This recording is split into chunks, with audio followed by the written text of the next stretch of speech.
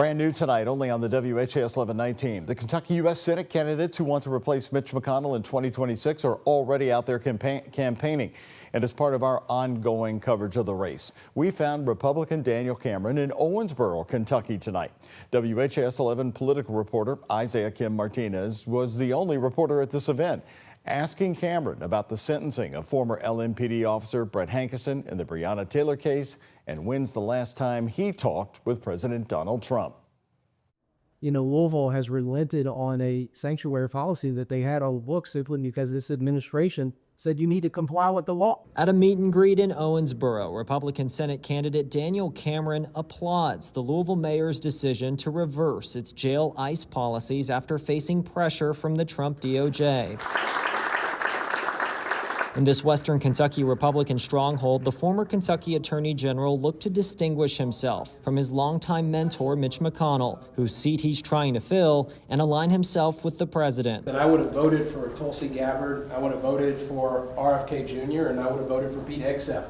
Cameron talked to me one-on-one after the event. Could you describe your last conversation with President Trump? Describe my last conversation with President Trump. Last conversation I had with President Trump was a text message, which was something to the effect of, you know, your future's bright, that sort of thing. According to Cameron, that exchange was right after he lost to Democrat Andy Beshear in the 2023 governor's race, a race in which Donald Trump endorsed him. I asked if there's any concern after that defeat that he may not get that support again. I'm hopeful that President Trump will honor me with another endorsement and would be grateful for it. But at the end of the day, I've got to work hard. I've got to get to as many people as I possibly can to tell them about this campaign. Well, if name recognition is a strength of Daniel Cameron's campaign, you could argue fundraising to some degree has been a weakness, falling behind Congressman Andy Barr, who's been able to transfer over a considerable amount from his many years in Congress. Is that gap between you and Congressman Barr on fundraising alone, is that a disadvantage for you? Well, no, there's no disadvantage.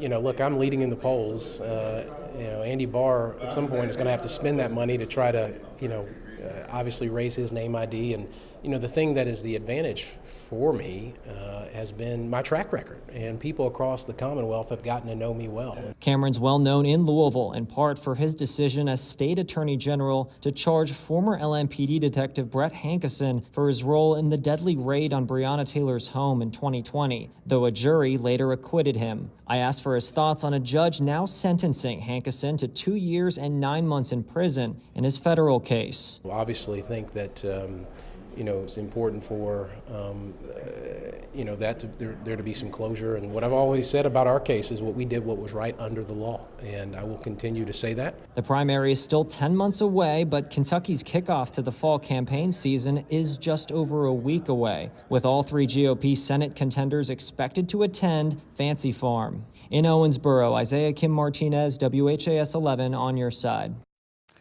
Again, bringing you full coverage of the race for the U.S. Senate, the election in 2026. Daniel Cameron is facing current Central Kentucky U.S. Representative Congressman Andy Barr and Lexington businessman Nate Morris in the Republican primary.